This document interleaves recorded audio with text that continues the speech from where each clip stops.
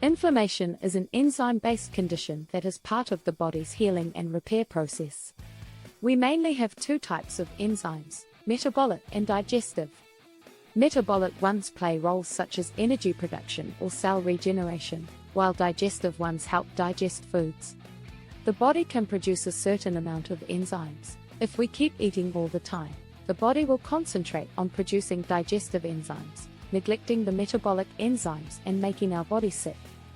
When a part of the body is damaged or infected, the brain activates chemical messengers in the capillaries of the affected area, which become more permeable, allowing cells of the immune system to reach the area and begin the healing process. This inflammatory response usually lasts between 12 and 36 hours and depends on a sufficient amount of metabolic enzymes.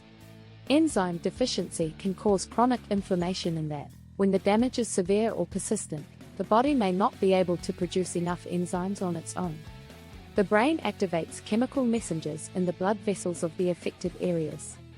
The inflammatory response includes the action of immune system cells to fight infection and repair damage. Fever increases the activity of enzymes. When animals are sick for various reasons, including car accidents, they suddenly stop eating for days. The body enters a state of maintenance where the energy it takes is obtained by destroying the diseased and defective cells of the body. The body enters a kind of natural selection, where the strongest, healthy cells survive, while the weakest, sick and defective cells die. The body does not eat focuses on the production of metabolic enzymes, allowing the body to heal. It is no coincidence that, as I have already said, the healing mechanism of animals is often that of not eating. The same religions attach great importance to fasting as a method of healing and purification. The same science has discovered that fasting increases lifespan in animals and helps fight various diseases that even medicine itself is difficult to defeat.